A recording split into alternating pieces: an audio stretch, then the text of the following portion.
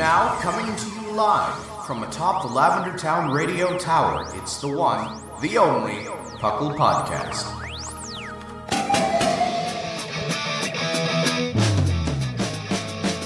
It's PUCL! PUCL! It's PUCL! PUCL! Pokemon Underground Champions League, oh yeah! PUCL! PUCL. Welcome to another episode of the PUCL Podcast. I'm your host, Trainer Thatch, here today with my spectacular co-hosts. We've got Seth Vilo. Hello, me. And we've got another wonderful guest, not guest, but co-host, Mark. Oh, hi. Oh, welcome to the PUCL Podcast. PUCL, of course, standing for the Pokemon Underground Champions League, a nonsensical name we came up with in 2007, where we talk everything Pokemon, from the trading card game to the video game to everything in between. And boy, is this, I guess, in between today. The place between places, if you will. Ooh, a place in between places. If you caught that reference to the Crystal Skull, props. Yeah. No. I guess we will go ahead and we will just talk about what we did this week. If any of you guys had anything cool happen recently, or... Well, I want to hear from Seth. I want to hear about your carnivorous plants. Oh, yeah. Oh, yeah. Honestly, Tell me. Some of them are pretty dang good. All the ones that are indoors have been doing incredibly well. I've got a lot of the tropicals, Nepenthes pitcher plants, imagine a bunch of victory bells all over my... Wait, they're indoor? Some of them are. Why aren't they outdoors if they're like tropical, right? Like, it's hot. It's not that kind of hot, and it's not the right kind of hot. It's Georgia hot here, not like in the middle of a rainforest hot. What's your humidity at in Georgia right now? I don't know, 1,000%, something like that. But it's just not. It's not right. Number one, and the sun will absolutely bake them. Understood. Oh. It's not correct environment. It's close. I'm assuming are they pretty shade tolerant, or I'm assuming they don't take a lot of sun. Funny enough, no. Yeah. What? The Georgia sun would cook them, but yeah, you need a lot of sun. I actually have a lot of grow lights over the tropical ones inside. Oh, okay. Interesting. Because they weren't, for a while I didn't have them. I just had them by the window, so they weren't producing pictures because they weren't getting enough light. They actually need a tremendous amount of it. Most of the carnivorous plants are actually not shade tolerant pretty much at all. A lot of them need a tremendous amount of sun in order to do anything, because the bugs just kind of augment. Oh, it's because they're bog type. They live in bogs normally and stuff like that, and I'm assuming a lot of that's not shaded. Mm-hmm. Bogs and stuff, not forests. Right. Okay. Big blank wastelands. Yeah, I mean the only time I've seen carnivorous plants in the wild was here, and I went to a bog, and they had some, which I was surprised to see because I always assumed they were more of like something you'd find in the southern hemisphere or something like that. Mm-hmm. But yeah, we totally have them in Northwest Washington. Oh yeah, pretty much everywhere has something. Yeah. Venus flytraps are from South Carolina. Like that's True. where they evolved. That's true. I mean, have you been to South Carolina though? Yeah, it's pretty warm. Yeah. Yep. It's all swampy there, but that's what they like. I was going to say, I feel like a lot of America is swampier than people want to believe. Uh-huh. How many cities are built on swamps? I mean, a lot of them are, actually. A lot of them are. Yeah, like the majority. Even back home in, Indiana, it's just all swamps. Oh, yeah. There's so much swampland in Indiana. It's crazy. Yeah. And you watch them try to, make it not swampland, and it ends up being and then a it disaster. becomes swamp anyway. Because nature's like, you did what? Yeah, exactly. Yeah. You did what? You made it not swamp? Yeah, I remember that about Illinois, too. I mean, because, historically, a lot of Illinois was wet prairie. So, people drain the prairies. Like, yeah, we're going to fill it in, and we're going to plant corn here. It's like, oh, guess what? It's going to flood. Yeah, it happens a lot. It's actually really bad. Yeah. It's really bad. I remember, so I grew up in farmland, right?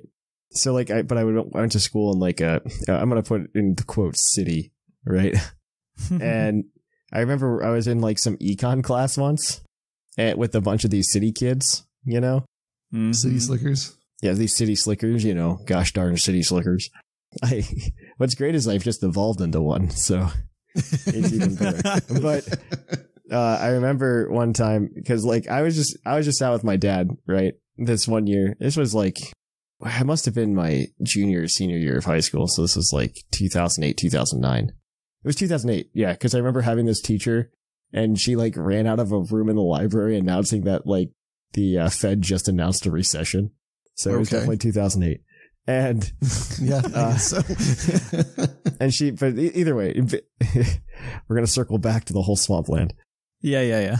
She asked the class this question because she was like, part of the economics class was like watching stocks, right? Because that's a thing to do.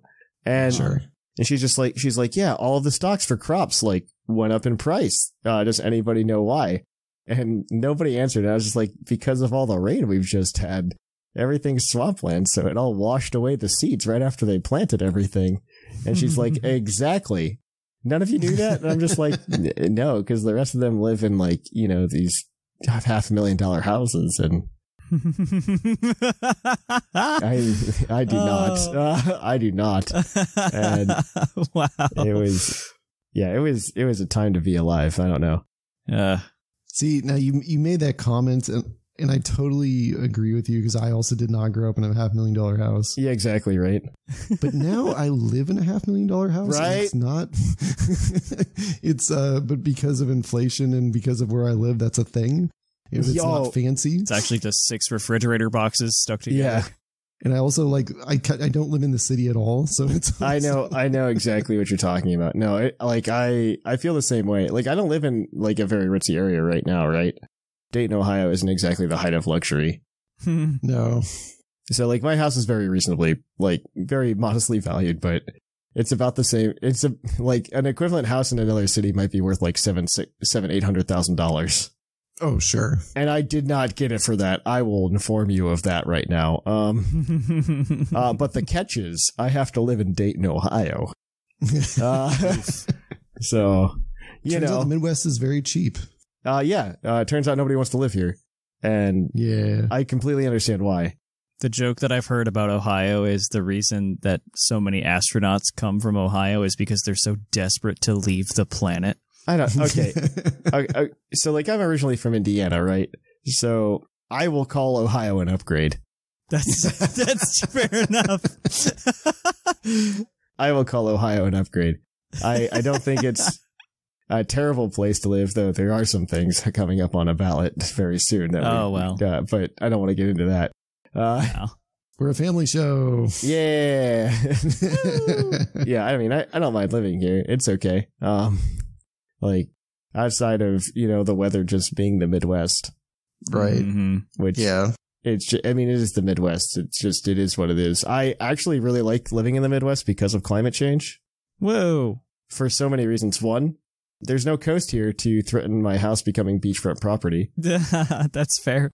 Two, there is no, actually the Great Lakes region is like one of the best regions to live in for climate change because the Great Lakes will help moderate the climate most anywhere else in the U.S. That's fair. Okay. Yeah.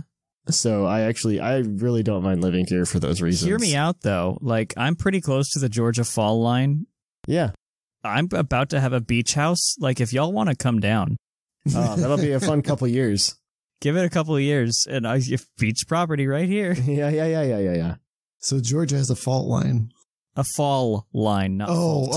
Okay. I was like, whoa, okay, wait a minute. Which is just the line where the ancient ocean used to be. Correct. Like when everything was melted and everything. Yeah. You can see it in our, like where a lot of the farms took off. There's maps and all that kind of stuff. I'm sure you're aware of all that kind of stuff. Oh, man. But, okay. Oh, that takes me back. So there is so I grew up in a smaller town. And so the local news doesn't have a story to say every week. So you know about the east-west continental divide, right? Like where, you know, if rain falls here, it ends up in this part of the ocean. And if rain falls here, it falls in that part of the ocean, right? Yeah. So there turns out not to only be an east-west continental divide, but there's also a north-south continental divide as well. Oh, boy. Sure. Yeah. And there is a sign for it back in my hometown. Like on this random highway, like here is the north-south continental divide. And it has no bearing on anybody's life other than it's there. And so one year the local news went and said, hey, this is, they like wanted to do a story on that sign. And so they found the guy who like discovered the north-south continental divide. And they went and talked to him. And it was honestly one of the worst interviews I have ever seen in my entire life. No. Because like the guy, it wasn't because the reporter was a bad interviewer. It was just because the guy that they were interviewing was just a bad interviewee. Oh, no. And so they're just like, yeah, so like, how did you discover it? He's like, I don't know, I just looked at the contours on the map and I found it. The contours on the map. Yeah, and then he's just like, and they're just like, yeah, but like, what about it helps you identify? He goes, the contours. Good, and like, good, he had just no way to like stretch the story out. He just kept saying that it was essentially, I like turtles. But from a 70, 80-year-old man just telling you he saw the contours on the map and he discovered it. And at some point you could tell the man was just genuinely annoyed that they kept asking him questions about it. As if they should like obviously understand that the contours are the way that you found out that the was how you discovered the old Photoshop memes. Yeah. You can tell it's a Photoshop by some of the pixels and the way that it is. But yeah, this is a Pokemon podcast. Yep. Yay, Pokemon. Yay. We learned a lot about our lives today. Yeah. Well, that's okay. I wanted to know about these carnivorous plants and, you know. The outdoor ones are in real bad shape. I think I lost about half of them with that really cool snap that we did. And I don't think I divided them correctly. So you're the problem. I lost a tremendous amount of the outdoor ones. But that's okay. I had like 80 of the separate plants. So if I still have 40, that's fine. That's a lot. That's still a lot, actually, yeah. Yeah. But yeah. Oh, all right. Well, we've got some news to talk about. So let's kick it on over to that. Let's cue that epic music. Coming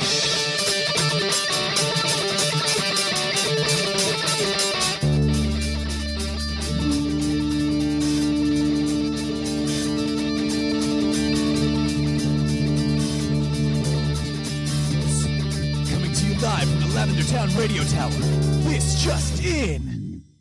Welcome to the news. In the news, we've got things to talk about. Apparently, Pokemon Masters gets in the news segment because it's been a slow news week. The first Gen 9 character is going to be in Pokemon Masters. It's going to be Nemona. Whoa. But it's set to go later than the usual daily reset, which is August 8th. People have been speculating that this is because there's going to be a Pokemon Presents on August 8th. I am skeptical only because I trust no predictions anymore. Right. Yeah, nothing. You shouldn't. The only prediction you can trust is that it will be broken. Yeah, honestly, yes. Yeah. With most things in Pokemon these days, it will just not work. Right? Like Pokemon Live. Good sentence. Pokemon, Scarlet and Violet. Something will be broken. I don't know. To be fair, I think that when we talk about Pokemon Scarlet and Violet being like a buggy game, I think that's just like the next step in the longest line of Pokemon tradition.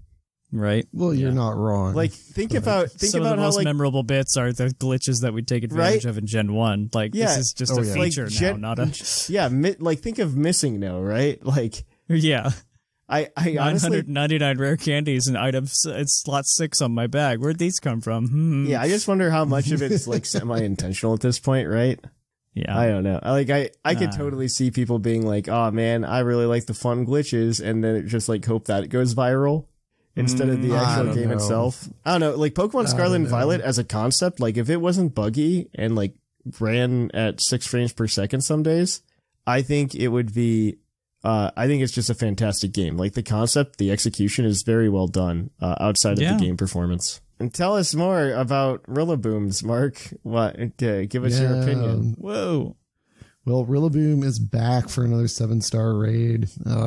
It can be soloed pretty easily with a transferred Magearna, and the Wild Fighting Corviknight can do pretty well by itself, or a variety of Pokemon can work if you have a means of stopping its attack gains. So, yeah, go get that Rillaboom. Yeah, with the mightiest mark. Yay, us. Yay. Awesome. There's a Grimmsnarl apparently too. Yeah, there's a Grimmsnarl. You can get a shiny Grimmsnarl, which is available with the code THI1. 2022 CHAMP, basically tie 2022 champ, but the I is a 1. What was the Grimmsnarl from? It must have been from something. Oh, it's from the probably a championship in Thailand in 2022. Yeah. If I had to guess, I just didn't know if they were just like they were trying to be like the champ or something. That's or if it was legitimately like Thai. I didn't know. Like, I think they only have the option for one on the. No, they don't have the letter I. They don't have the letter I. Yeah, some of them are disabled. Like, you can't do O. You can't do one. Yeah, they do it on purpose to prevent there to be confusion in the letters, right? Yeah. Right. Thank goodness. I don't blame them. I mean, they were very smart about, like, how is there more thought and design there than in some other things in the game? You only have to do that once. It's very confusing to me. All right. Also, OU started a suspect test for King Gambit. Rutro, Raggy. Yep. Well then, okay. Poor guy. Yep. Rip. Yep. It ends on August 9th, by the way. So if you want to get in and get your suspect recs, that's when it ends, August 9th. There's also the ongoing discussion about terrestrialization. Action may come from that. Really? After this, but King Gambit itself is more pressing. So, yeah, if you have thoughts on Terra in OU, talk about it there too. Woo. Interesting. Right. Pokemon Go stuff though, Mark. Like, what a wonderful game. Oh man. Yeah. By the way, you've been on Pokemon Go lately, I've noticed. You've been sending me gifts. Okay, so like I only do Pokemon Go. Like I'm quite literally a fair weather fan, like when the weather's nice. Because as per our earlier discussion, I live in Ohio. And in the winter it is unbearable to go outside. Maybe not for much longer, if things keep going the way they are, but it's unbearable to go outside during some months of the year. Anyways, the Glittering Garden event runs August 5th through 8th. It adds Shiny Petlil, and it has different Pokemon spawning in parks each day. With Petlil on the first day. Kind of weird they haven't announced Hisuian Lilligant for the event, but it seems the perfect time to add it. I will add this. So Shark informed me today that today or yesterday, that they were finally adding Go-Goat into the game as like a special thing during the Safari events in Korea and in Spain. I think Barcelona was the other one, and it's in like October and in November. So I'm like, well, I guess you've got some traveling to do. No, October is when the babies do. So absolutely not. Sounds like a great time to abandon your family. Yay, and go to Korea. Yeah. Honey, I have to go catch whatever. I have to go catch this thing that'll probably be available locally in a few months. Yeah, right. Or at least within a year, like by the next Go Fest, right? So. Oh, yeah. Totally. All right. You get the last one, Seth. You bet. Mega Diancie has been confirmed for Go Fest. Yay, we made it. Cool. Wow. All right, Puckle's Poke prediction. We know of 4 already, but how many more new Pokemon forms do you think we'll get in the first wave of the DLC? We know 4 already? What? Oh. What are they? I don't know, actually. I don't... Do you mean the legendaries? No, because there's 5 already in the DLC. I don't know what that question is. In new Pokemon in forms. Well, we already have a list. We have more than two Pokemon or 4 Pokemon. There's 5 Pokemon at minimum, right? And then 5 3 new Pokemon. not starters, the masked dude, the turtle, the baby turtle. Well, the baby turtle we don't actually know. I assume the baby turtle is just a form of the big turtle, right? Like but I'm counting it until they tell me otherwise. It's like it's a Zygarde that cell. It was a real. It's a Zygarde cell, exactly. Oh. It's a Zygarde. See, I thought it was its individual thing. I thought they announced it was its own Pokemon. No, because they didn't even give it a name. Specifically not named it.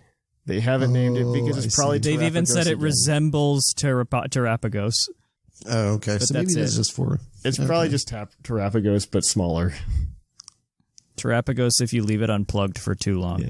It's Terrapagos without the crystals it needs to do terrestrialization thing. Yeah, but anyway. Collect all the Terrapagos That's the only things crystals. I can think of.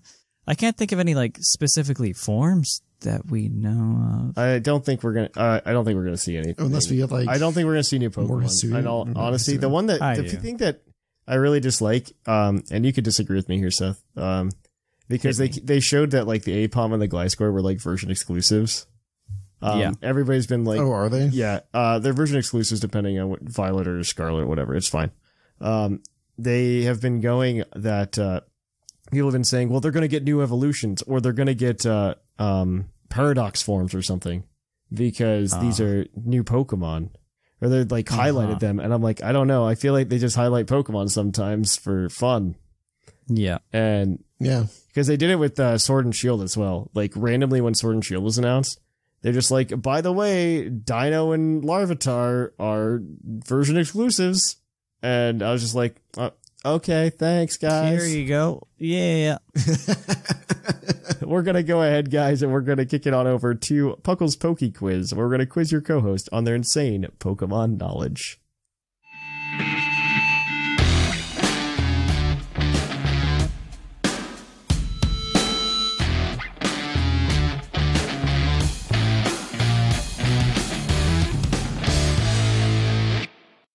Oh, hi, and welcome to the Poke Quiz, the part of the show where we quiz our co-hosts on their insane Pokemon knowledge. I'm Mark from the Dunsparce Gang, here to explain the rules. Our fabulous co-hosts will work as a team to answer 5 Pokemon-themed trivia questions that fans have submitted on the Discord server. Each question is worth 1 point, with Pokedex and multiple answer questions worth more, for a total of 7 points. The host can use a free hint at any time. If they get all the answers correct and do not use the hint, they can cash it in for an 8th point. Welcome to our trivia. Thank you for that introduction, Mark. Thanks for being here as well. Nah. All right, we're going to go ahead and we are going to ask you your first question. Your first question this week is going to come to you from Umbreon 1080. What Pokemon learns the most Oko moves by level up? Ooh. Oh, Oko moves by level up. Okay. Yeah, and I'm going to tell you it's a grand total of 2. Oh, is it? Yeah.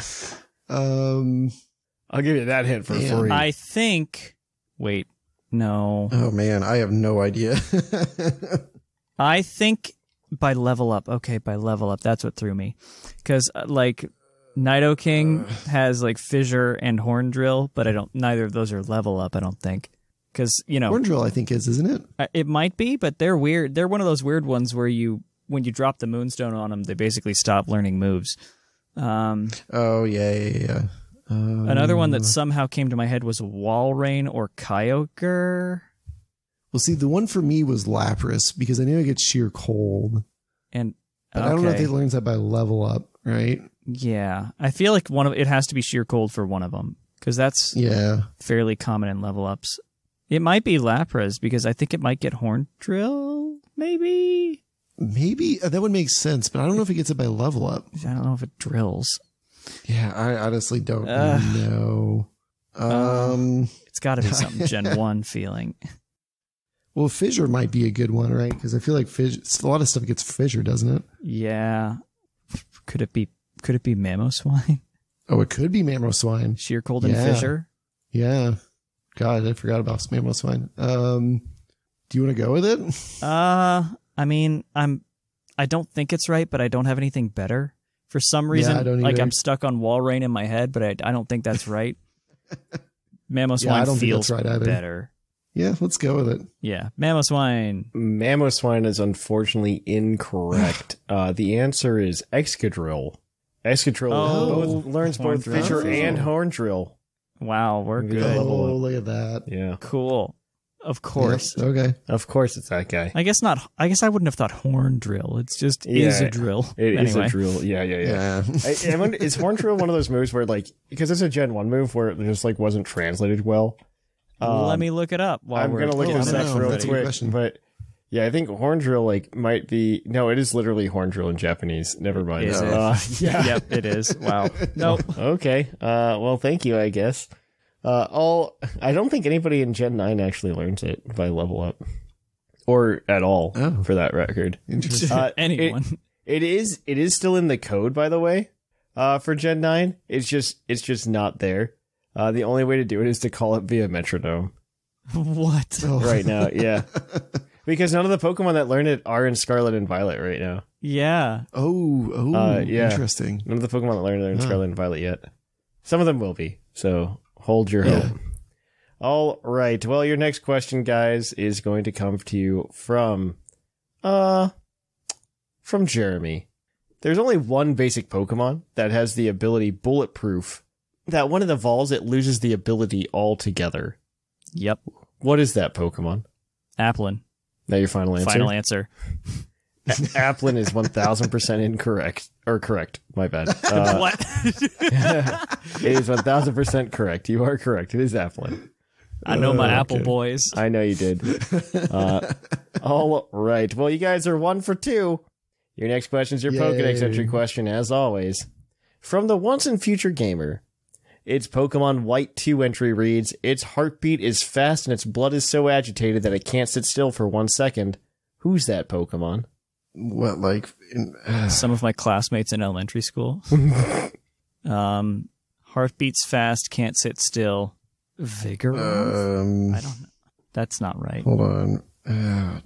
Feels very Primeape. Yeah, that's what I was thinking. Like, I was like, it's not Mankey. What game is it from again? Forgive me. Black and White 2. Or White Black 2. and White 2. It's one of those. No, it's the same thing for both. Okay. The same thing for both implies that it was not a Gen 5 mon. Okay. So, Primeape? I'm comfortable with that. That seems fine. Yeah, I think that makes sense. Primeape is incorrect. We're good. All right. So your other entry is going to be from Pokemon Sapphire. This Pokemon, because it uses the name, is simply incapable of remaining still. Even when it tries to sleep, the blood in its veins grow agitated, compelling this Pokemon to run wild throughout the jungle before it can settle down. It is Vigoroth. Oh. It's Vigoroth. Oh, yeah, that makes sense. Yeah, that's the other one. Yeah. Is Vigoroth your answer? Vigoroth. Yeah, let's do it. It is Vigoroth. That is correct. Oh. It is Vigoroth. Why do I trust my brain? Why do I do this to myself? You guys are 2 for 3. Your next question is your multiple answer question, as always. You guys can get up to 3 points here. This one is going to come to you from Dragon Tamer Nick, and there are 13 ansers here. Oh my god. Okay, let me open a note. Okay. For every 3 of them you get, you're going to get a point. Up to 3 points. So you only really need to give me 9. All right. What 13 Pokemon gained the Steel type upon evolution? Okay, I've got 13 bullet points. Upon evolution, they gain the Steel type. Onyx. I would like the evolution, but that's also fine. Onyx turns into Steelix. That's correct. That is one. You just lock these in. You get 13 strikes. Or not 13 strikes, cool. 3 strikes. Well, Scissor. How do you actually pronounce it? Scyther turns into Scizor. Yeah, Scizor. Yeah. That's how Scizor is correct. That's how the Scizor is correct. I pronounce it Scissor too. That's how the little Pokedex application told you to pronounce it many, many years ago. That is 2 of them. Scizor, Drillbur turns into Excadrill. Oh yeah. That is true. That is 3. Let's see. We're good. There's some obvious ones that I'm actually really surprised. There are some obvious ones. I know. Escavalier. Right? Yep, Escavalier. Escavalier is correct. Yes, that's 4. Cosmog. Corviknight. Corviknight's another one. Corviknight and Cosmog. That is 2 more. Cosmog, yeah. That is 2 more. That gives you 6. 6, yeah. Yeah, yep, that's 6. That's what 3 more is what I need. Okay. Golden Go, right? Because it's not Steel before. Yeah. Yeah, give me Golden Go. Golden Go is correct. Yeah. That's 7. Woo! Let's see. Not the other Ghost Steels. Ooh, Empoleon. Yep. Empoleon is 8. 1 more and you get all the points. I'm just kind of running through types in my head, like Grass Steel. Right, no. Yeah. Like, where's some Steel types? There's only one Fire Steel. Dragon Steel? Wait a minute. Dragon Water. Kingdra. Lucario gains Steel? No, not Steel. What? Why was I thinking Dragon? Sorry. Yeah, Lucario. Lucario's 1. Lucario is correct. That's 9. I shifted in my head to Dragon type. What there are 4 that you were missing. The 4 you were missing were 1, Pinecoat Fortress. Oh, yeah. Yeah. Nose Pass to Probopass. Oh. Oh, yeah. Forgot about that one. You did not say Gumi to Hisuian Sliggoo. Oh. And the one that I don't think anybody would have ever gotten is Burmy to Trash Cloak Wormadam. Oh. Yeah. I don't think I expect that nobody to get that question correct. Nope. No. We all forgot that one existed. Yep. All right, your final question is your base stat question as always, and this one is going to come to you from Liger, the trivia master himself. Oh boy. What fully evolved ice type has the lowest special defense? Special Wouldn't defense. it just be Avalug? Hisuian Avalug, because I think it loses some special defense upon evolution, and it's like 35. Oh, it does? Or like Hisuian to regular Avalug, I think loses some special. Because that thing is just extremely lopsided. I'm honestly not familiar with the stats on that one. So if you feel that is correct, I will lean on your expertise. Okay, I'm trying to remember if regular Avalug or the Hisuian Avalug has lower. Can we use a hint? We've gotten the question wrong. You can use We've the gotten hint, a wrong question. Yeah. This is a regional form. Okay. Oh, well, Hisuian Avalug. Hisuian Avalug is correct. Hisuian Avalug has a special defense of 36. Yep, I was close. Regular Avalug has a special defense of 46, which is still higher than the next lowest, which is Cloister and Delibird at 45. Mm-hmm. Ooh, Delibird. Yeah, so you guys got 7 points there, so we're going to go ahead and add that to our trivia score. All right. Let's see. Remember, this is a race to 40. The points also don't matter, so... All right, we're going to sort it. In first place, we got Seth Bilo with 19 points. Woo! Yay. In second place, we've got Mark with 14 points. Yeah. In third place, we've got Shark with 8. In fourth, Sigma with 7. And in a four-way tie for fifth, we've got Whimsicott, Shamu, Linian, and Jushiro with 6. Everybody else has yet to get on the board. Well, Seth, I'm coming for you. Oh, boy. I race you. All right. Until next time. That's been Poke Quiz. We're gonna kick on over now, guys, to the topic. Are you addicted to cardboard like myself and Seth? Maybe you want to pick up a booster box of Obsidian Flames next week. Well, the best way to do it is to support the show by going to trollandtoad.com and using code puclpod5 at checkout. Whenever you do so, we get a small kickback, and we really appreciate the support. So make sure, if you're buying anything, whether it's Pokemon, Magic, Yu-Gi-Oh!, you can head on over to trollandtoad.com and use code PucklePod5 at checkout. Get a 5% kickback for using the code and supporting the show. We appreciate everything you guys do, and we will catch you on the flip-flop. Welcome to our topic today. Our topic today is extraterrestrial Pokemon. What does that even mean? What does that even mean? We've had aliens on the brains for many reasons today. Because Seth is here, and we all know he's not from Earth. Nope. He's from Georgia. Completely different place altogether. Different reality. Yeehaw and all that. Yeehaw. No. So there's we just wanted to talk about it. I just thought it'd be fun to just go ahead and just have a fun conversation about these. Immediately when Seth brought this topic up, the idea of doing this, the thing that came to my mind immediately was Clefairy. Because that's like I feel like that's like the OG Pokemon where you're just like, this is from outer space. I don't know. It was also, I don't know. I just think about it all. This is me going, this is like the Gen 1er Thatch showing through. Oh boy, here we go. Get your bingo cards out. Back in simpler times, Pokemon had fun lore. So, I mean, I really like the argument. Was it, though? You are semi-correct. I think, so part of the thing about Gen 1 that I appreciate that I don't think we see a lot of nowadays is, Linian brought this up last week during the water type episode. We got a lot of Pokemon that were just, like, lumpy. Yeah. Okay. And, well, they weren't, like, really based on anything. Because, like, nowadays you look at a Pokemon design and you go, what's that based on? Like, what animal is that based on? What mythology is that based on? Yeah, this is based Right, on... yeah. You look at Slowbro and you're like, what is that? What? It's a hippo. Yeah. No, you really do, though. No, I will say it's a hippo because I showed my daughter that and she said it's Hama, which is Korean for hippo. And I was like, you know what? Actually, I think you're right. Hippos are known to have shellfish on their tails. Yes. It's true. It's pretty often. But I feel like Clefairy also kind of lands in that camp where they're just like, yeah, this is a pink blob. This is pink blob number 6. We made it shaped like a star because it's from space. Yeah. And it's never clear by the way, whether or not Clefairy are actually from space or if they just like dancing to the moon. That one insane scientist from the anime said they are, so I mean... Yeah.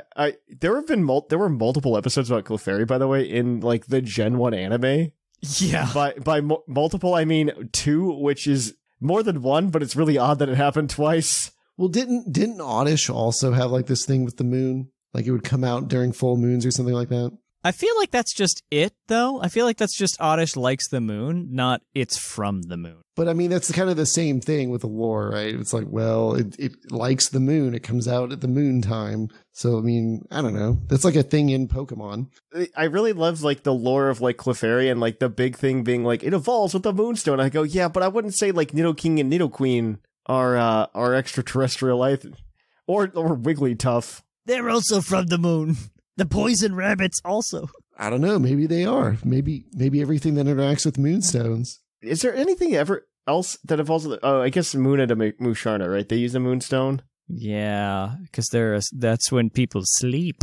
Like moonstones don't like they like not a lot of things use the moonstone other than like that Gen 1 contingency, right? I'm gonna look this up right now because now I'm curious about moonstones because like the moonstone itself is an extraterrestrial Pokemon, right? So Yeah.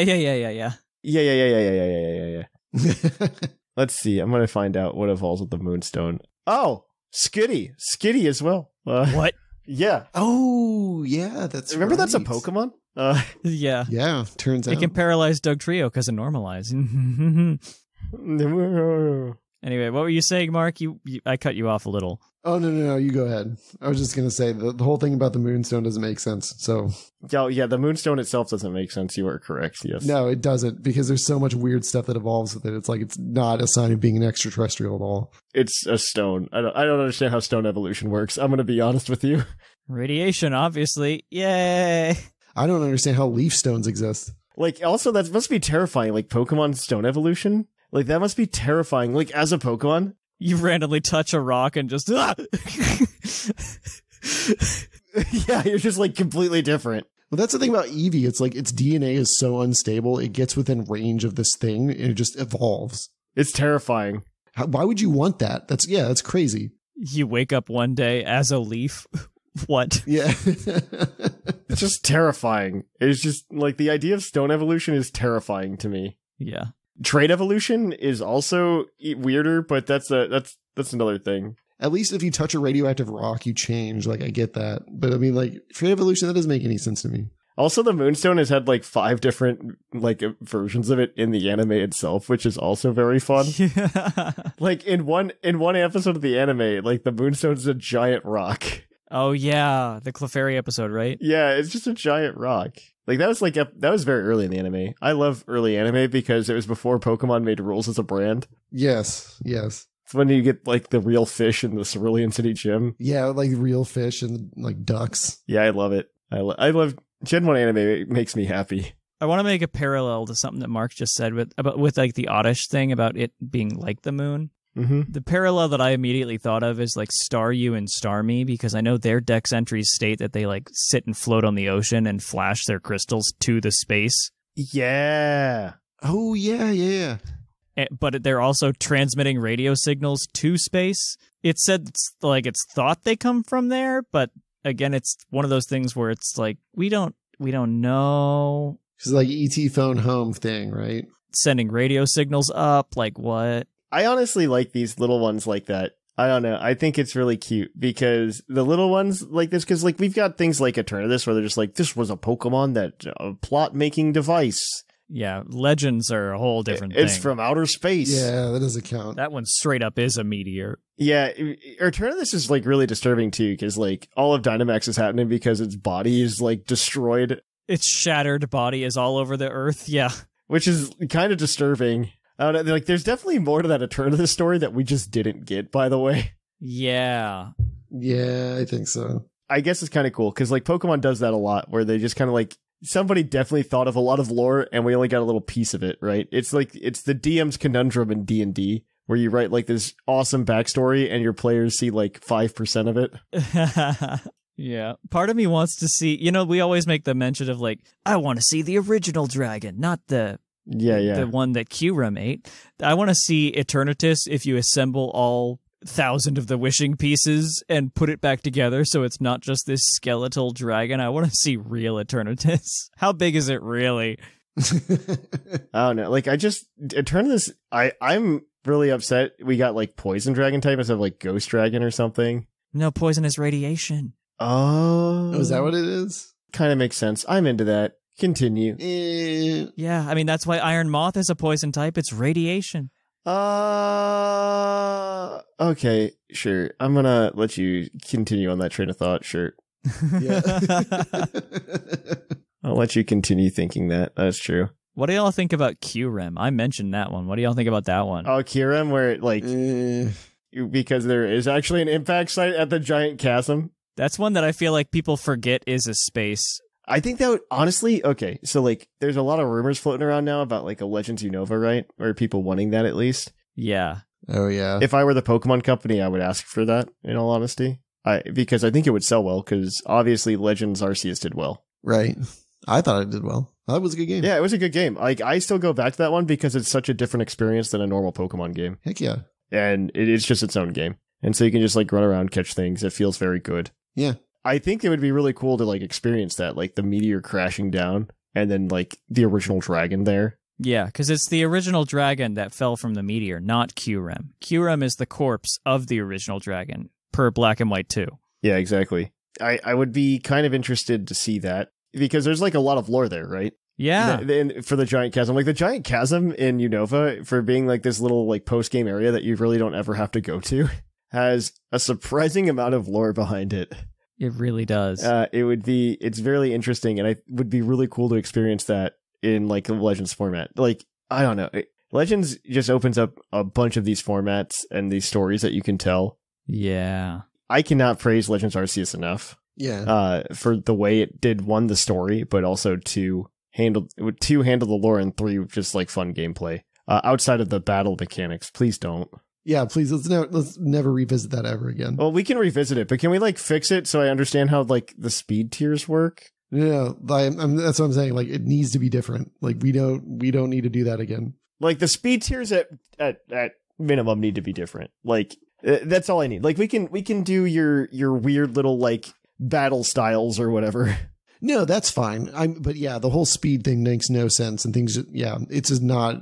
Yeah, it made no sense. I could not figure it out. Right? Like, it does not feel like a Pokemon game, or at least not like what you would expect in a battle. Well, that was kind of the point, I assume. But even then, it's just like, it didn't feel good. But you have no way of planning about it. It's just like, that's the difference. There's especially like just some battles where it was just like, I just don't get to attack now because speed doesn't reset, I guess, when I come in. No bueno. It's fine. What Pokemon are capable of fusing together? Fusing together? There's only like two, really. It's like the Kyurem, and then there's Necrozma. There's Necrozma, yeah. There's Kyurem, and there's Necrozma. No, what about...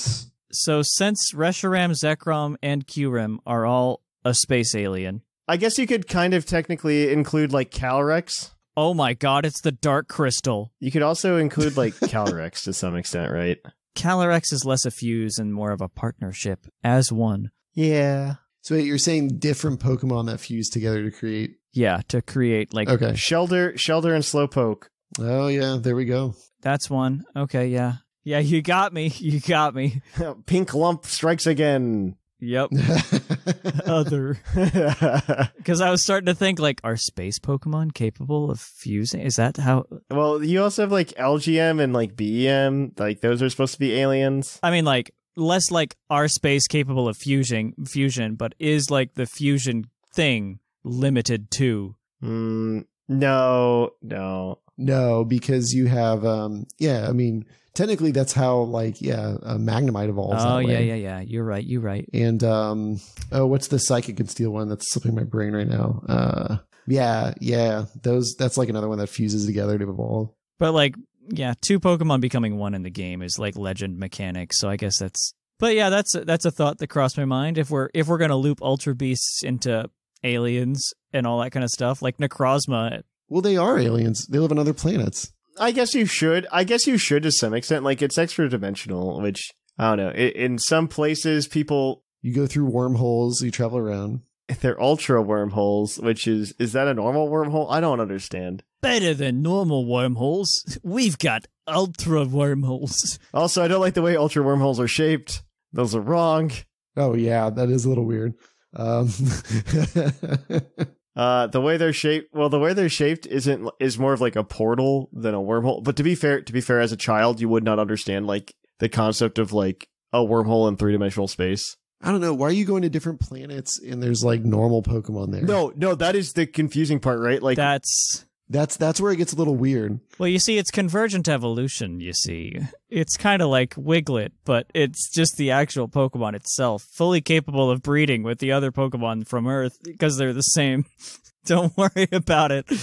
No. Yeah, does that mean like Lombre is and Nuzleaf are also... That's some like Star Trek alien stuff where everything is a human and everything breeds with each other. I think it's just I don't know that I would include the Pokemon that are in that, but I would include Ultra Beast at least because like Ultra Beast aren't here. Oh, Ultra Beast definitely. And I mean, they purposely designed Ultra Beast to look like aliens and stuff like that. Yeah, to look wrong. They made that. Yeah, they purposely broke the rules for Pokemon design for Ultra Beast. Well, and that's what makes them awesome. Yeah, I mean, they are cool. I'm not saying that Ultra Beasts aren't interesting, but I think there's just some, I don't know. It's weird to call them alien, but I guess I agree with that because I don't know how else you introduce like proper space travel plots into a Pokemon game other than being like, here's a portal to another world. Have fun. Because Ultra Space could also be defined as just like the space in between space, right? Oh god. Yeah. I know what you're talking about. But like, it could just be like, oh, we're going to different planets, via this interdimensional space. And then we can go to other planets that way, which I think is okay. I think that's a fair way to put it. I think that was a fun little mini game type thing. I liked that. It was. I enjoyed it. I liked it. It was cute. So one that when I was looking at the list of extraterrestrial Pokemon, one of the ones that surprised me was Gothorita. Yeah. Oh yeah, I don't believe that one. So the explanation is they arrange pebbles in the shapes of constellations. I'm like, that's stupid. People do that. That's not a good one. That is the weakest core. I arrange pebbles. No, that's stupid. You don't arrange pebbles, Seth. I know you. Yes, I do. I have a rock collection, Thatch. Yeah, but you're not arranging them in the form of a constellation. Okay, no, but fine. Maybe I am. Maybe I'm not. Who knows? Now you are, just to prove me wrong. Now I will. I'm gonna get a DM tomorrow morning of like the Big Dipper in like rocks. Look, I put all my amethyst in the shape of the Big Dipper. Wow, Seth, you put 7 rocks in a shape. Thanks. I'm from space. Thatch, I'm from space. Yeah. That's what I'm waiting for. Look. This is how we know. That'll be the thumbnail for this episode. It is Georgia, so I got nothing better to do. But I feel like that's it's almost in character for Pokemon as a setting. It seems like people have lived apparently with Pokemon for thousands of years, but they still don't know anything about them. It's so shocking, isn't it? I love it. Right? Like, how do you not know this? I mean, it's like us with most animals. Like, early on, the idea felt like, oh, this is like a new phenomenon for like Pokemon to exist. To be fair, though, like, if you look at just like modern science and how we've evolved in like the past, well, not evolved, but like how modern science has gone in like the past, even like 20 years, we have learned so much about so many things that we did not know, like including animals. Do you know why it took so long? I saw this on a TikTok that I just absolutely loved. It's from one of those British quiz show things. Do you know why it took so long for the giant tortoise to get a scientific classification? Because we probably didn't know where it belonged, just because. No, because we kept eating them. Oh, no. They never made it to London to be analyzed and classified because it was apparently among the most delicious animals that are out there, and people just kept eating it and didn't But yeah, research it or anything like that. They didn't learn about it. They just ate it. I mean, we've learned a lot. You just like you look at like whales and dolphins and stuff. Like we've learned a ton of stuff in like the past 20 years. Like there's a reason why there is no more Shamu at SeaWorld. Well, I mean, look at how human evolution is, like our understanding of human evolution has changed in the past 5 years, like with the amount of stuff that's come out. I mean, it's changing almost on a yearly basis at this point. And so our understanding is just getting so wildly different that I kind of understand the idea of like we've lived with these for 1,000 years, but we really don't know anything about them. And around the time frame Pokemon came out, like... But I mean, like, okay, you don't know this thing is from space? Yeah, well, okay, but like... I could also see a version where like people just thought that's the truth, but it might not be, right? I don't know. Like I could believe that if there was like some Pokemon that just randomly showed up some days. And you also have to look at some Pokemon that definitely are products of modern times. A good example of that's like Magnemite, right? There's just like a lot of Pokemon like that, so it kind of makes sense to me. I don't know, but like there's obviously some that are definitely from outer space. But to be fair, like Lunatone and Solrock, like I don't know, but you can figure it out if they're from outer space after a couple years living with them, right? Like you kind of figure it out, like, oh, this one came from an egg. Okay, cool. It's not from the space like station. I don't know. So maybe all Pokemon were from space, right? That's what the anime said. Well, technically, all Pokemon are from space. That is what the anime posits, and I'm not against, like, if we assume one Pokemon's from space, I think you have to fall under the assumption that they're all from space somehow. Oh, so maybe this is why when you travel through the wormholes, you find just normal Pokemon at the wormholes, because they're just everywhere. Yeah, Pokemon are just everywhere. Did Arceus create everything, or just Sinnoh? We're getting into this kind of a question. Arceus created everything. Done. Okay, next question. So is Arceus, like, taking these Pokemon from across the worlds? Like, maybe it evolved on this planet, but he's, taking them into all the other ones too. This place could use a Yanmega. It could use a Yanmega. Celesteela needs a flying bug friend. I definitely would agree with that, honestly. I think there's a lot of really? Okay. I think there's a lot of good things from there. I don't know. I really do think like a lot of Pokemon could be from outer space. That's why they're so weird. Or like pocket dimension type things, like with the creations. And it could explain like some Pokemon, like why you see some new ones randomly sometimes. Because like there's a new meteor that drops and like you just see new Pokemon. New content dropped. Just new Pokemon are there. I'm not lying though. Yeah. Well, then what about like lost evolutions, right? I think that's one of the things that Legends of Arceus gave us was evolutions have been lost in time. I don't know. We were getting ready, and you mentioned one that kind of threw me for a little bit that kind of loops into this, where it's not just like space stuff, but if we're talking extra dimensional stuff, you mentioned Dusk Noir, Mark. Oh, yeah. That was the other one that's weird. That one is weird because of like the spirit world nonsense, but... Yeah. Yeah, I don't believe that. No. Yeah. That's just... I don't know about that. It's a ghost. Like, that's not from space. No, but it's not from Earth, in a sense. Well, yeah, but it doesn't necessarily mean it's from like, I don't know, when we're talking about like outer space, like our conventional idea of like being extraterrestrial, that's not, I don't know. It's extra dimensional. It's different. This is like an actually push your glasses up your nose thing. Like exactly. I don't want to do that. I don't want to be that guy. Come on. Can I mention specifically Sableye because it's me? Yeah, you can, and I'll shut it down when it gets crazy. Continue. I like Sableye a lot, obviously. Really? I'm shocked. I know. It's a rock collecting little gremlin. Hello. Yeah. I think you're both the same height too, right? About the same, yeah. 8'8", yeah. Yeah, right. I think I've seen you in person, so I believe this. Yeah.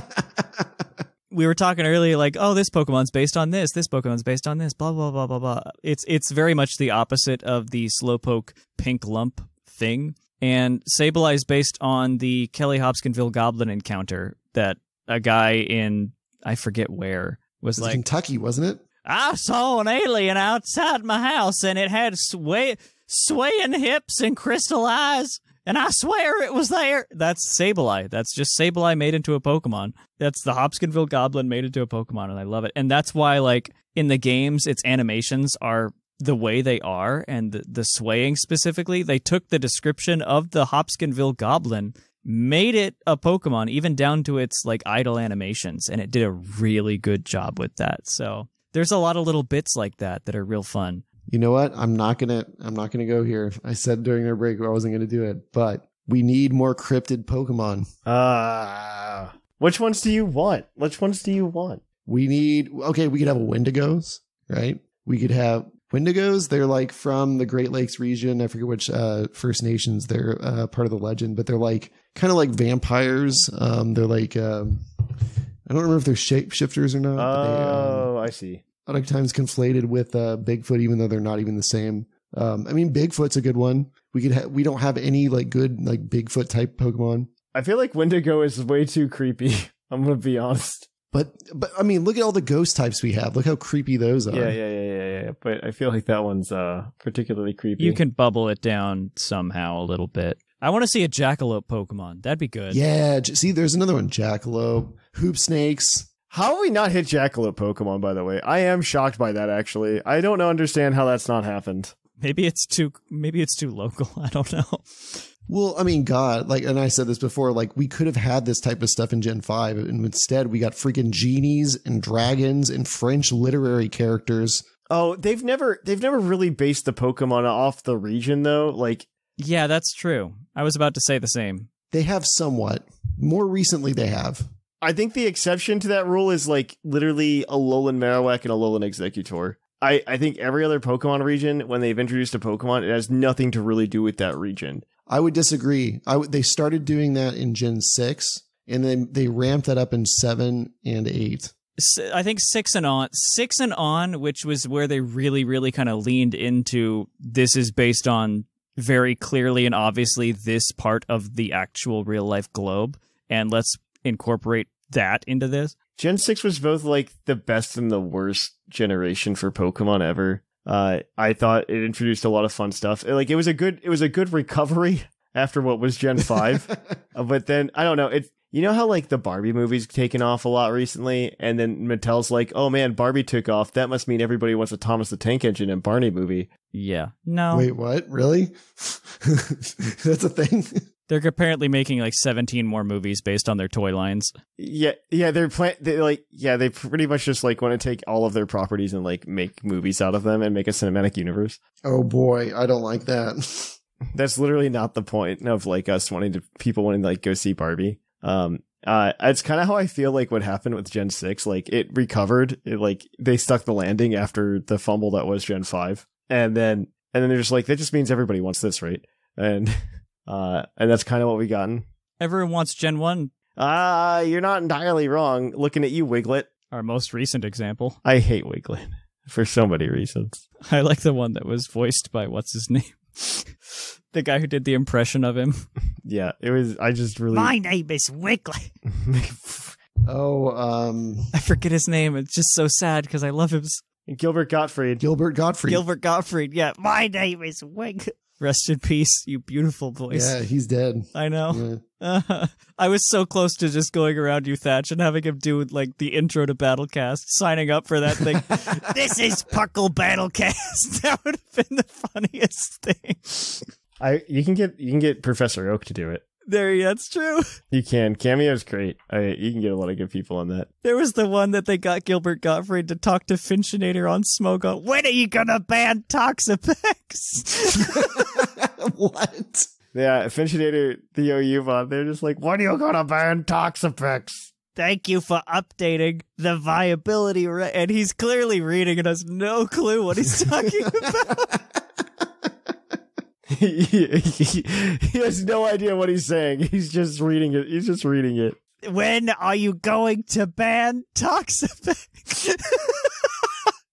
Oh my gosh. Yeah, it was pretty good. Oh, but we're talking space aliens.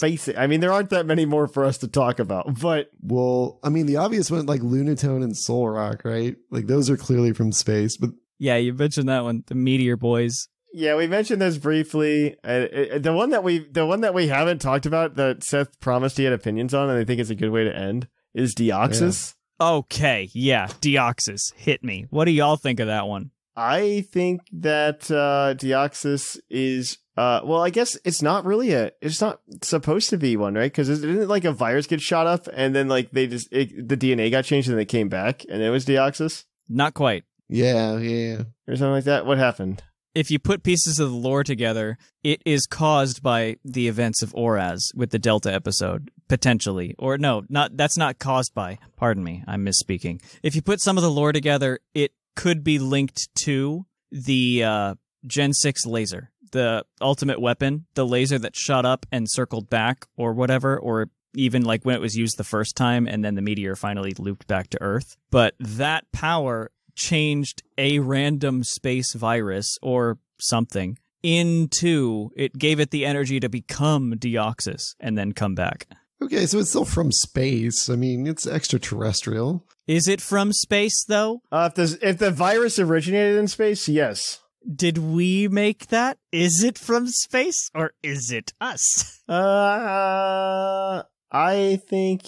And that depends on if my little, putting pieces of lore together is true. I think a lot of Pokemon fans put too much into this laser. Heck yeah. I really don't like the battle or like that laser being the sticking point for like splitting timelines and all this other nonsense. Is that a theory? I've never heard that one. Yeah. Well, I don't know about the laser splitting timelines. I think that's more the events of Oraz specifically splitting the timeline. I don't think it's the laser. I don't know. I still don't like it. And it's less that the timeline is actively split and more just acknowledgement that different worlds and times and dimensions where things are and are not exist. Because that's what they were going to do in Oraz, was just like, we're going to put this in the world that doesn't have megas.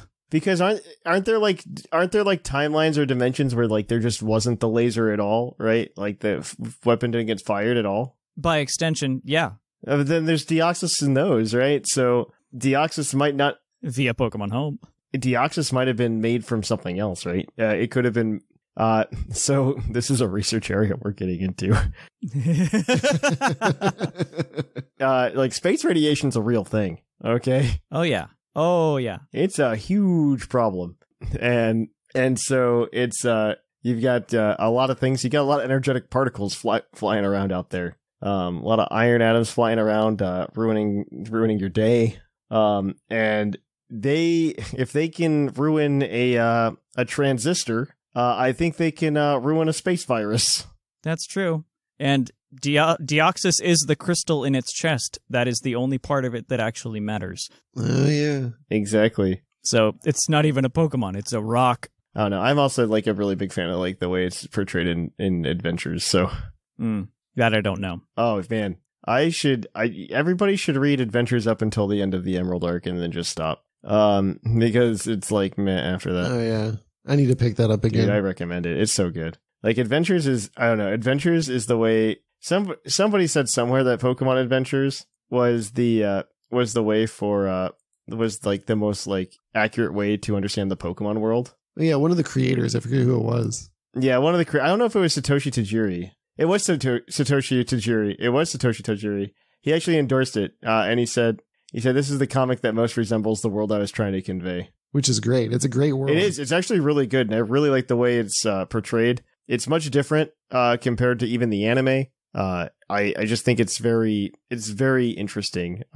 So definitely recommend it. We used to talk about it on the podcast, but I really hate talking about a graphic novel on an audio podcast. Yeah, fair. But I do recommend it. I think it goes all the way through like Sword and Shield right now too. The series that are still ongoing are Sword and Shield, Sun and Moon, and even Omega Ruby and Alpha Sapphire are still happening. Oh wow, really? They're all still going on. It's kind of interesting. I think. I'm not sure. Alpha Sapphire, Omega Ruby might have ended, but I don't remember. I think Sun and Moon though are still going on actually. I don't think we got one announced for Gen 9 either. Oh, interesting. Which is kind of sad. Oh my gosh, I just put together that Deoxys, Staryu, and Starmie all share the characteristic of being just the rock. Are Staryu and Starmie just the rock? I don't know about that. That's their core. They can be cut down to just the core. I don't know.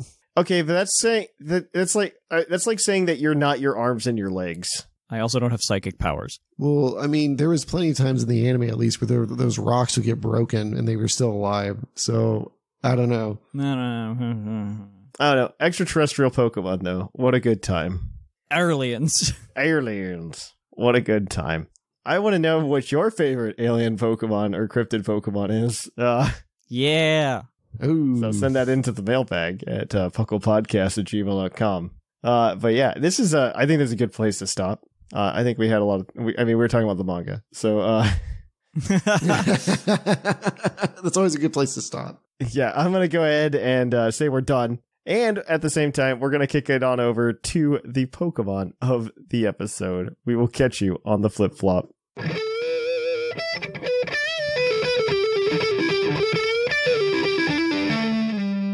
Poke of the episode. Welcome to our Pokemon of the episode. Our Pokemon of the episode this week is National Dex number 947, Bramblegast, the Tumbleweed Pokemon. Its Pokemon Scarlet entry reads, it will open the branches of its head to envelop its prey. Once it absorbs all the life energy it needs, it expels the prey and discards it. Okay, we were just kind of like in between segments pooping on Bramblegast, but that's actually a really sick entry. Metal as heck. That's a ghost type for sure. That is in fact That's a ghost type. There's a really cool Bramblegast card in Paldea Evolved. It's interesting. It's not. I guess I shouldn't say it's good. I feel like that's a misnomer. Is it? In all honesty, It's the only card it's got right now. So until we get Bramblegast EX in like a year and a half, right? Yeah. Right. But there's the Bramblegast card. It's the first one. I wanted to use it so badly in pre-release because it's really cute. This is me talking about Bramblegast outside of the video game. It's got the attack, Deadwood Detonation, 80 damage. During your opponent's next turn, attacks of the defending Pokemon cost 2 colorless energy more. Which in pre-release is death. That's death in pre-release. Yeah. Like, you just can't attack. And if you manage to get like a reverse energy on it, because that came out in Paldea. Yeah, but even then, it's just not going to happen. Like, I looked at it, I'm like, man, I really want to play this. I got it in like a 1/1 line, but it never happened. It never came up. It was so sad. I was so distraught. I was like, man, this is what I live for. But actually, I was surprised to look at its stats and be like, I'm thinking to myself, I'm like, why is this not used like more? 115 attack and base 90 speed. Like that's decent actually. And it's a ghost type, which isn't bad. It is a grass type, which is bad, but depends on what resistance palette you need. Yes, that's true. I mean, the rest of the stats are kind of bad. Like the base 50 HP is bad, and like the defenses are 70, so it's not like the most defensive guy. It's no Trevenant, but it's special attack of 80. But it's it's decent. I mean, it gets all of the ghost moves you'd expect it to get. That aren't and it's got Shadow Sneak. So many other weird move choices. Like it's got Rapid Spin. No, that makes sense. It's a Tumbleweed. Yeah, and it's got Strength Sap. It's a Tumbleweed. Yeah, we just read the Dex entry. I get it. Yeah, but I mean, like, even a lot of ghosts can drain life energy, but this Strength Sap is a very, very sparsely distributed move. I like Strength Sap as a healing move on everything, in all honesty. They should widely distribute Strength Sap more often. I think it would help with a lot of physical attackers. I agree. I think Strength Sap is an awesome move. I like it, and I'm glad that they've started distributing it more. Because a couple other things got access to it this gen that didn't have access to it before. Like I can't think of anything. I was trying to pull it up, but I couldn't think of it. So. There's nothing. I guess there's nothing that gained access to it, but like Smoliv has it, so Arboliva with that is really cool. Yeah, I mean, you're right. Corsola, Drifblim, those normal ones that had it already.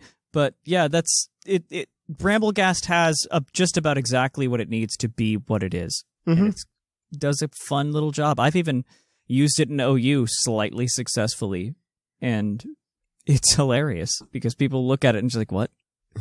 Why is the Tumbleweed here? Okay, cool. I'll just use Heat Wave on what? Yep. Okay, Hurricane then. What? Because that Wind Rider ability is weird. Yeah, it's weird. Immune to wind moves. So we do have a team with Bramblegast on it for BSS. So if you want to play in Summer League, we think we've got like 2 weeks left. You can collect badges for 2 more weeks, and you can try to do it with this Bramblegast team. We've got Bramblegast holding a Rocky helmet with Wind Rider. And I guess I should get like the actual words for Wind Rider, but I got it pulled up. Oh, what is it? Tell me, sir. When a Pokemon with Wind Rider is hit by a wind move, or when Tailwind takes effect, its attack is increased 1 stage, and the move will have no effect on that Pokemon. Oh, that's kind of cool. So it's an attack boost. I like it. And that's cute. Immunity, which is more important. Wind moves, notably like Blizzard, Bleak Windstorm, Heatwave, Hurricane, Whirlwind. Which nobody uses. That's fine. Except Bulbasaur in that one anime episode. But yeah, there's a handful of moves now with the newly categorized Wind move that it's immune to completely. That's handy, especially in VGC, because Heatwave hits both things. Heatwave is very common in VGC. It is actually. Yeah. It's going to be more so, because I think Zapdos is back. Which is terrifying. And I mean, Chi-Yu uses it. Yep. And Hurricane's handy to be immune to. Mm-hmm. Bleak Wind Storm because of the Genie. Yep. All the Genie moves.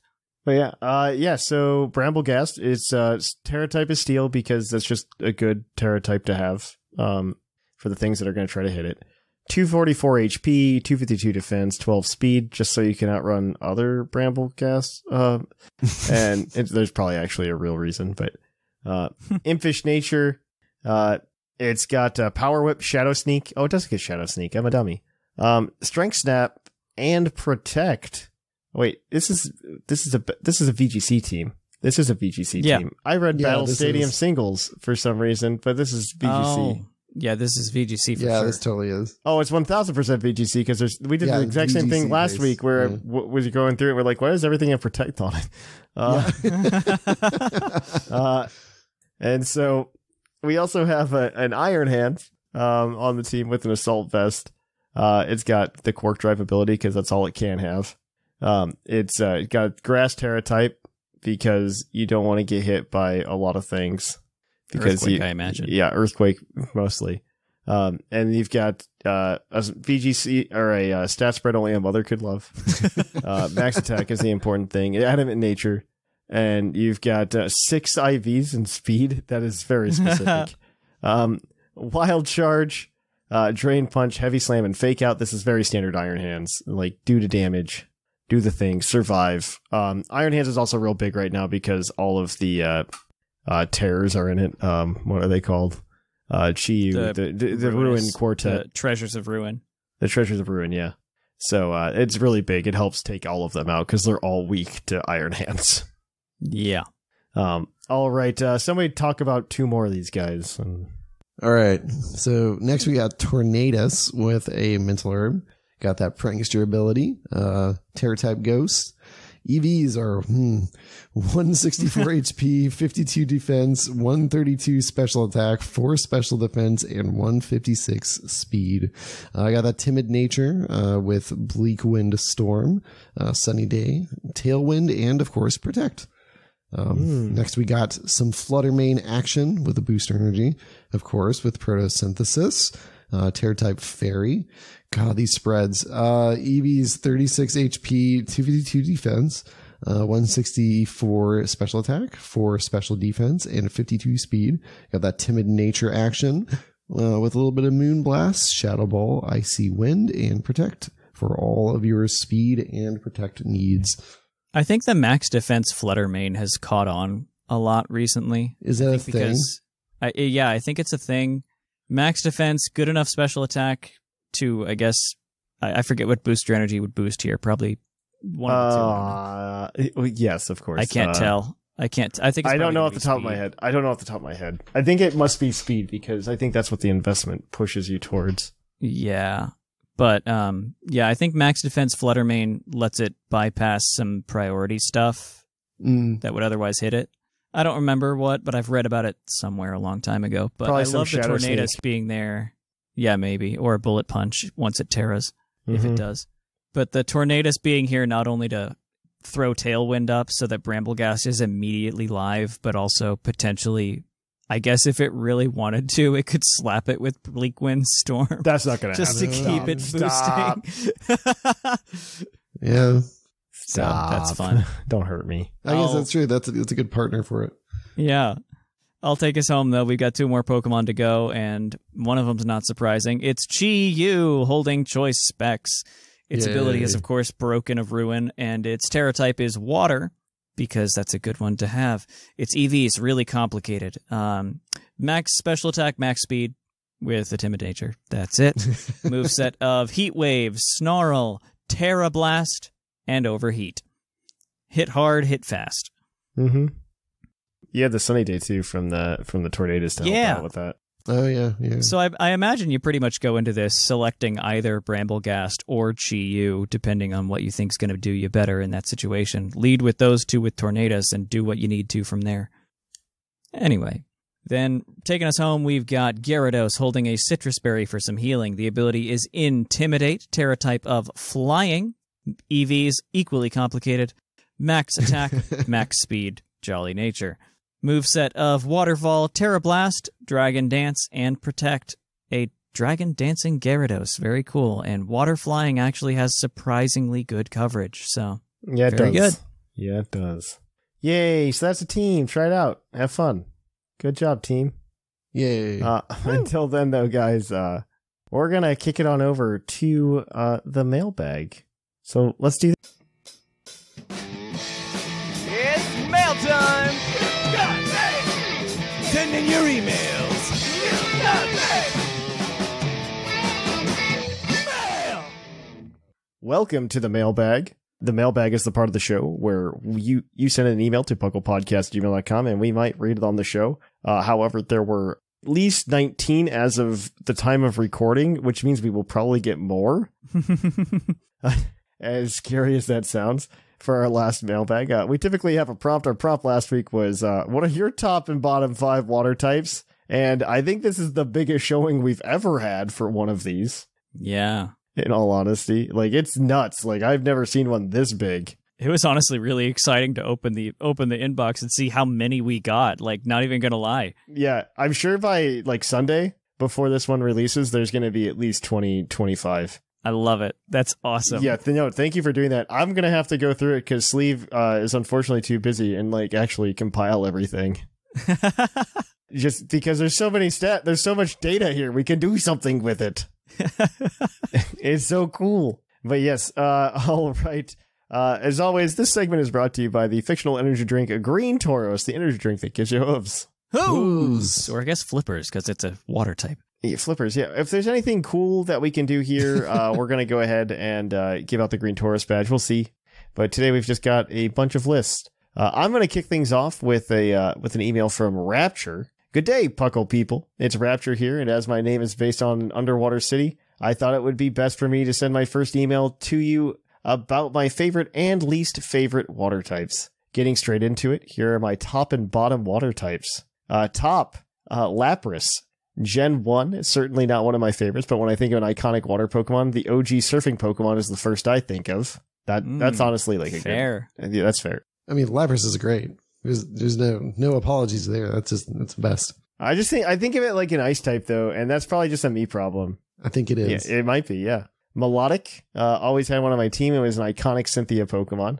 Suicune, box art legend of my favorite game. Gyarados, Puckle explained why perfectly. I don't remember what our reasoning was, but we did. It's yeah, I don't know. But it's also like midnight here, and I don't remember what I had for breakfast. So there, and then Greninja. It's the Water Charizard for a reason, and it even got into the Smash roster. Blech. And then honorable mention because it should have been a water type. Lugia. His hands are great. Seth. Yeah, his hands are great. Bottom 5, Drizzile speaks for itself. Bruxish, another fish added because we need more fish this time, but make it ugly and forgettable. Okay. But Bruxish is not forgettable. Yeah, Bruxish is actually like a good design. We all certainly remember it, don't we? Yeah, it's grown on me. I'm not going to lie. It is no Basculin, okay? Let's not, no. Hey. Basculin is great. Basculin redeemed itself. Hisuian Basculin. It did. I will always stand by Basculin. So, Barbaracle. I understand Binnacle's design, but Barbaracle just looks odd. You're not wrong though. Okay, that's fair. Love Disc, the pre-Evo that never was. That's a funny explanation, actually. But you had to catch a lot of them to get the scales. Stop. Simipour, the elemental monkey trio strikes again. Yeah, okay, that's fair. Yep. Honorable mention, Fione, because why does this exist? Yep. That's also fair. Note that Luminia's TCG card redeems it from being on the bottom. Yeah. Okay, yeah. I'm going to say this about Simipour real quick. Oh, no. Simipour, I always like, yeah, okay, it sucks. But then I realized after I had a kid that Simipour is doing the I'm a little teapot thing. Yeah, it is. Oh, my. Right? It's pouring it out. Yeah, that is its whole thing. It is I'm the little teapot. I don't know if is that a plus? I don't know, but it explains why it looks the way it does. That's just a pose. It makes me feel a little better about it. Oh, my gosh, it is, sorta. Hope this drums up some good discussion or arguments, and hope you all have a great week. See you in the next one, Rapture. Are they all based on, like, the see no evil, speak no evil? Yes, they are. They are. That's why everybody keeps saying there's going to be a fourth one, because there's technically a fourth monkey. What? Yeah. Is there?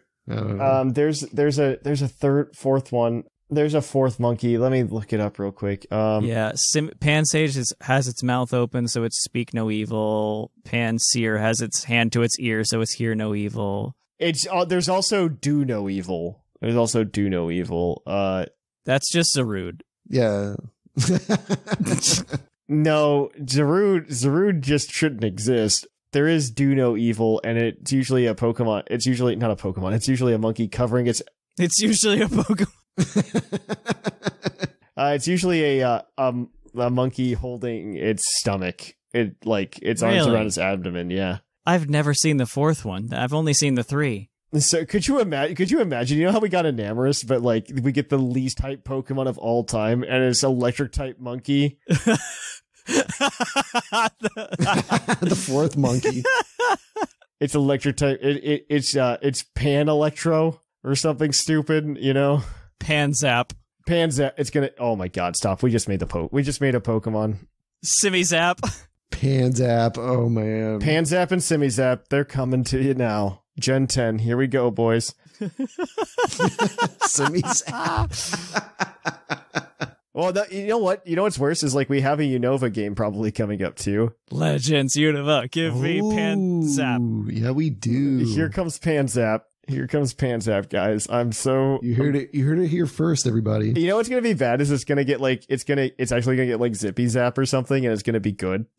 We're gonna have to see it. We're gonna actually have to use it. You know what? I'm okay with that. I'm okay with getting the last monkey being actually good. I'm okay with that. Redemption arc. I would be so sad. Anyway. Yeah, continue.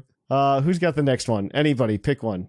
I guess I'll go ahead and hop on the next one. I've got this one from Backstein. It's Hello, Thatch & Co. When I saw the episode title, I tried to think of my top and bottom and realized I care very little for most water types. Just very neutral except for a couple. I know that Empoleon got a brief mention, for top at least, but here's a quick story of why Piplup is my absolute favorite water type. I grew up in Port Elizabeth in South Africa, a city on the coast. Oh.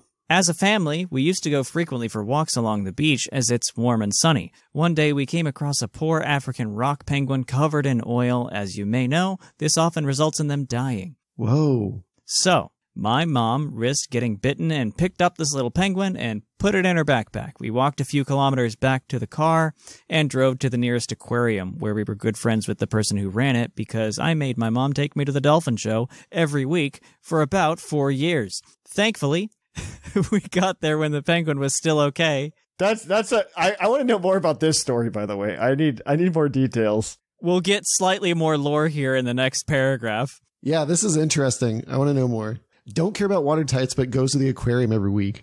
There's some backstory here that I really want to know more about. Right? Yeah, this is great. Anyway, they continue. Thankfully, when we got there, the penguin was still okay, and they managed to get it cleaned up. We went to visit him a few weeks in a row before he was released back into the sea. Ever since, penguins have always been one of my favorite animals. Anyway, I don't think I even have a top 5. I'm sure you could guess that Palafin makes the top as well.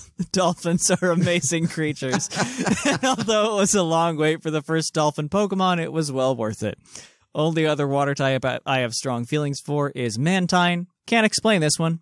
I just really love it. That's fine. I have 2 I'll put at the bottom. I really dislike the whole Sobble line. My least liked starter line from all 9 gens, and I really wish it didn't exist. Okay, wait.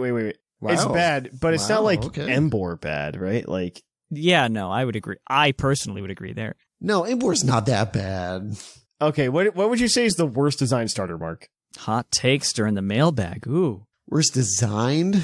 Like, which one do you like the least? Like, of all 27 starter lines we have. Oh, man. Hold on a second. Let me think about this. You know what? Probably Snivy. Oof. Okay. Sublime's not here. It's going to be fine. We can move on. But somewhere he felt a shiver run through his body. I know it. He like broke a pencil just now, right? Like he was holding it. Yeah. But you know what? That's okay if Sublime likes Snivy. I don't. And I think it's probably... That's the joy of Pokemon, right? Right. You know what? That's okay.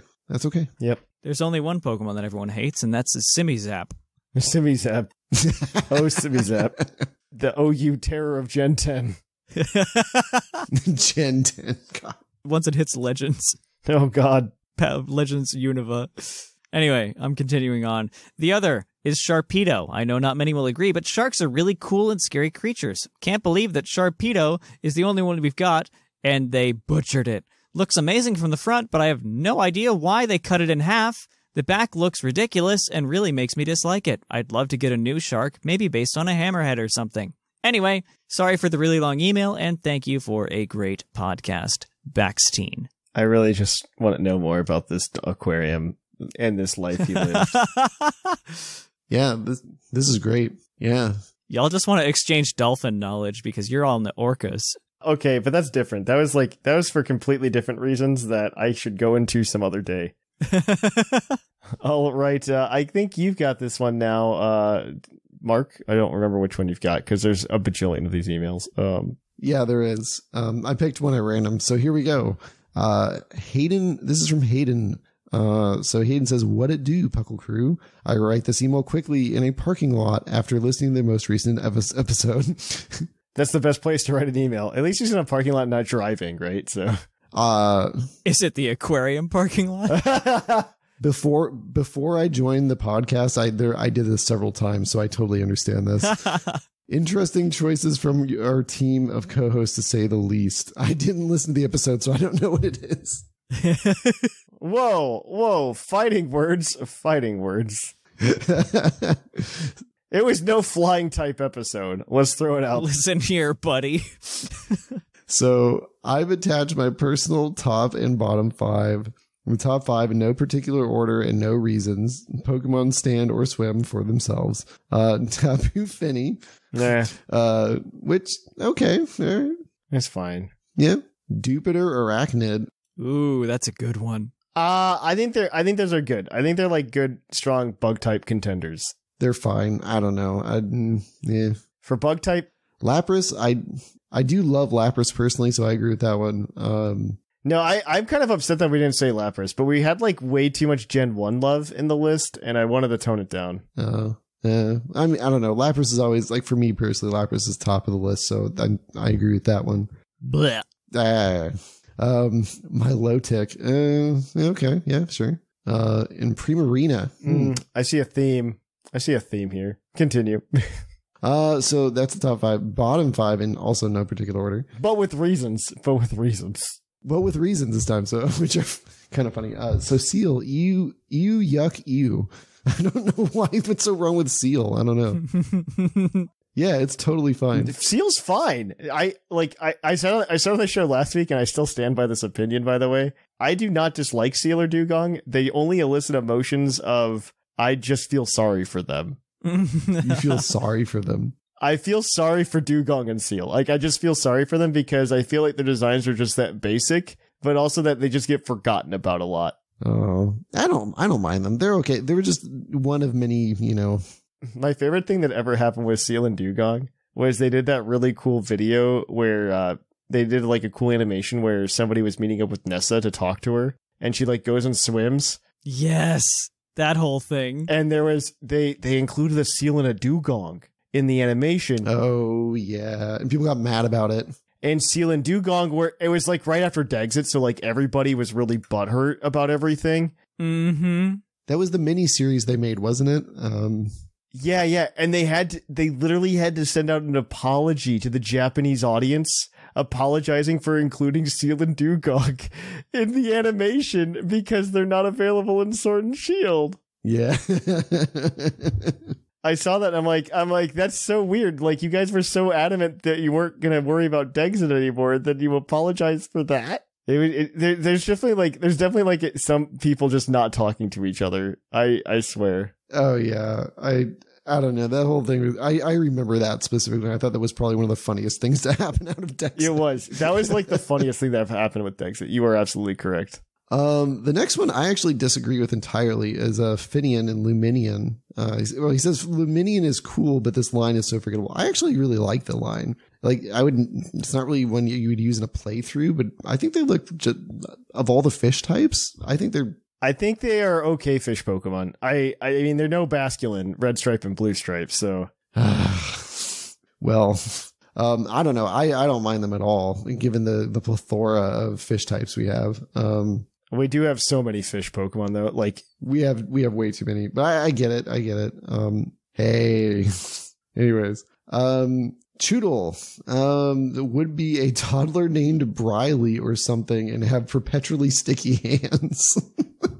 We put that on our list as well, and Linian said Choodle looked like a Pokemon that would walk up to you and ask you if you had games on your phone. Yes. Oh my god.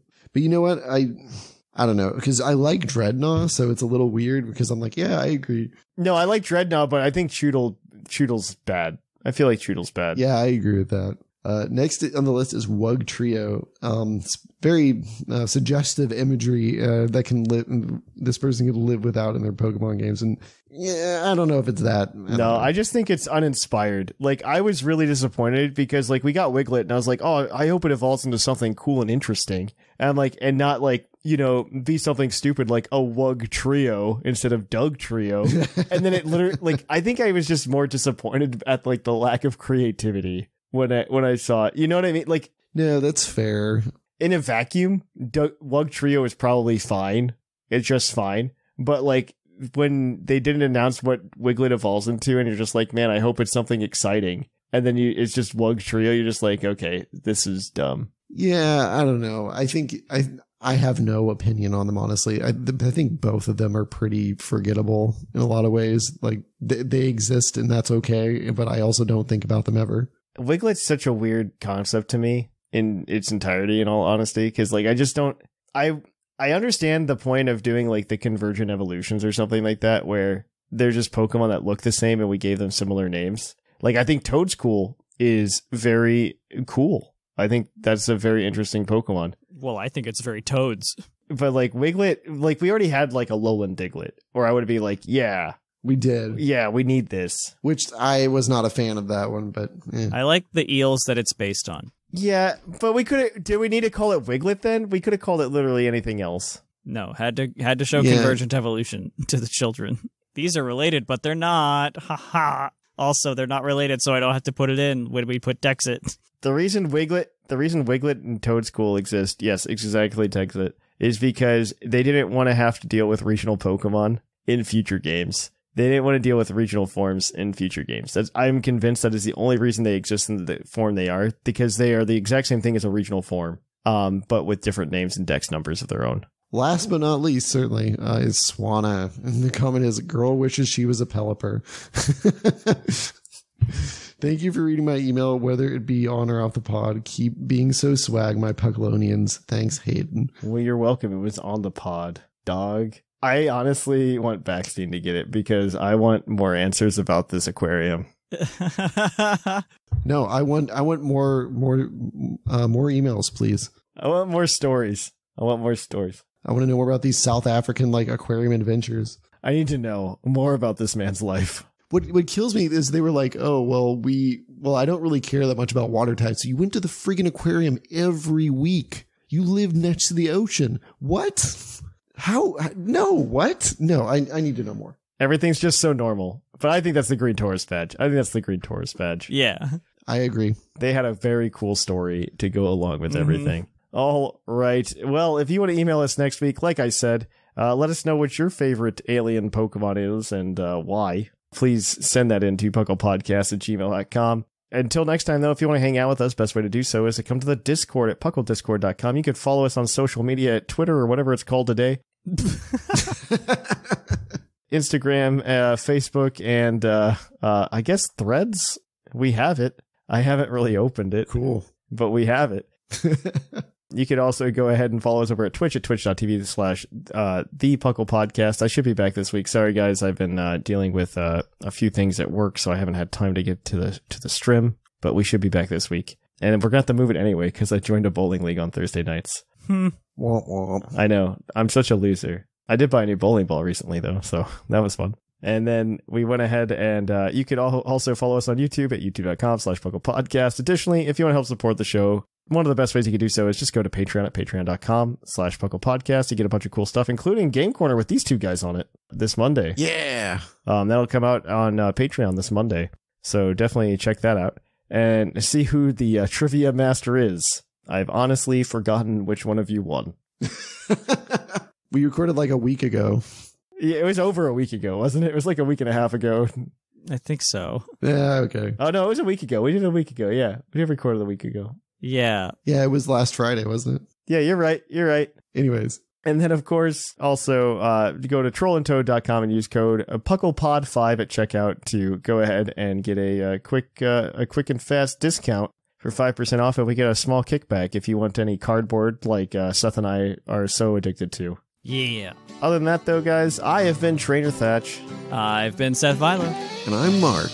And here in the Lavender Town Radio Tower, it's closing time.